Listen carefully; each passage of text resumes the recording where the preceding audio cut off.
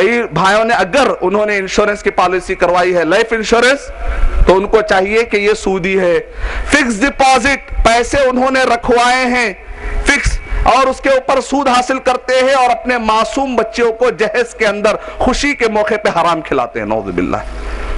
جہیز دے کر اور اس کے اندر فکس ڈپازٹ اس کا جو سود آتا ہے وہ اپنے داماد کو کھلاتے ہیں. کیسی محبت ہے اپنے داماد کے ساتھ کہ داماد کو سود کھلا رہے ہیں. نعوذ باللہ. جہیز. اور اسی طریقے سے جو بینک میں آپ پیسہ رکھتے ہیں اس کے بنیاد پر جو پیسہ حاصل ہوتا ہے وہ بھی سود ہے. لیز جو ناجائز طریقے سے لیز یا رہن آپ سامان رکھتے ہیں اور اس کے بعد جو پیسہ آپ دیتے ہیں کسی کو اور کسی کا سامان لیتے ہیں اور اس کا سامان یا گھر فری میں استعمال کرتے ہیں پھر بعد میں وہ پیسہ بھی لیتے ہیں سود. یعنی سود کی کئی شکلیں ہیں جو میں نے آپ کے سامنے بتلائی ہیں اور یہ سارے کا سارا کام سود والا کرنا گناہ ہے. اور جو گنہگار ہوتا ہے جب اس کی روح نکلتی ہے تو فرشتے سختی کے ساتھ اس کی روح نکالتے ہیں. اتنا بڑا گناہ. معاملہ ختم نہیں ہوا جب تک دنیا میں رہا اللہ کی لعنت.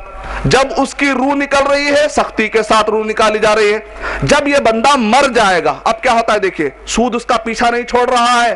کتنی تباہی ہے دنیا میں. اگر تباہی ہے تو سمجھ میں آ رہی بات آپ نے ایک ایسی برائی کو دعوت دے دی ہے کہ جس کی وجہ سے سود آپ کا پیچھا نہیں چھوڑ رہا ہے. مرنے کے بعد کیا ہوتا ہے؟ سورہ مومنون سورہ نمبر 23 کے آیت نمبر 100 وَمِن وَرَائِهِمْ بَرْزَخٌ إِلَىٰ يَوْمِ يُبْعَثُونَ. آدمی مرنے کے بعد برزخی زندگی میں رہتا ہے. برزخی ورلڈ. اس کے اندر کیا ہوتا ہے؟ صحیح بخاری حدیث نمبر 2050 صحیح بخاری حدیث نمبر 2075 کہ نبی اکرم صلی اللہ علیہ وسلم حدیث نمبر 85 کہ اس کے اندر نبی اکرم صلی اللہ علیہ وسلم کو 2 معراج ہوئی. ایک تو معراج جسم کے طور پر ہوئی دوسری معراج خواب میں ہوئی. اس کے اندر یہ بتایا گیا کہ ایک شخص ہے جس کو مرنے کے بعد اس کی روح کو ایک خون کے نہر میں پھینکا گیا اور وہاں سے اتنی بدبو آ رہی تھی. مرنے کے بعد آدمی کہا رہتا خبر میں رہتا ہم سمجھتے ہیں لیکن جو روح ہوتی ہے وہ برزخ میں چلے جاتی ہے اور جو سود کھانے والا ہے اس کی روح کہاں چلے جاتی ہے؟ نہر دم. ایک خون کے سمندر میں یا خون کے نہر میں اس کی روح چلے جاتی ہے. آدمی وہاں پر وہ خون کے نہر میں رہتا ہے بدبو آتی ہے. وہ بھاگ کر کارنش پر آنا چاہتا ہے ساحل پر آنا چاہتا ہے. فرشتہ پتھر اٹھا کر مارتا ہے دوبارہ وہ آدمی جا کر پھر واپس اسی نہر میں گر جاتا. یعنی سود کھانے والا دنیا میں بھی چین میں نہیں مرتے وقت پر بھی چین نہیں مرنے کے بعد بھی برزخی حالت میں بھی چین نہیں. قیامت جب قائم ہوگی تب بھی اسے سکون نہیں. سورہ بقرہ سورہ نمبر 2 آیت نمبر 275 الذین یأکلون الربا لا یقومون الا کما یقوم الذی یتخبطہ الشیطان من المس. کہ جو لوگ سود کھاتے ہیں دنیا میں سود کے گھر بناتے ہیں سودی قرضے لیتے ہیں کار لون ہاؤس لون جو سودی قرضے لیتے ہیں ان کو چاہیے توبہ کرے. اٹھنے سے پہلے توبہ کرے.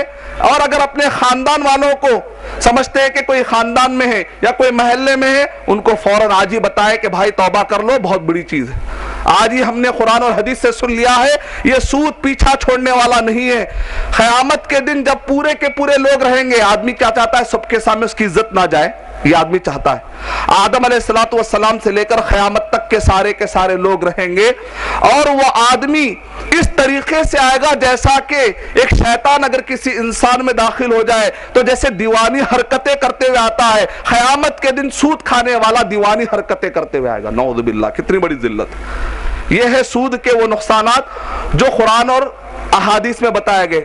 اور ایک نبی اکرم صلی اللہ علیہ وسلم نے ارشاد فرمایا صحیح و ترغیب و ترہیب اذا ظہر الربا والزنا کہ جہاں کہیں پر بھی سود کھانے والے اور زنا کرنے والے بڑھ جاتے ہیں احلوا قومہم بعذاب اللہ کما قال علیہ السلام وہاں پر اللہ سبحانہ وتعالیٰ کا عذاب آنا ہی آنا ہے.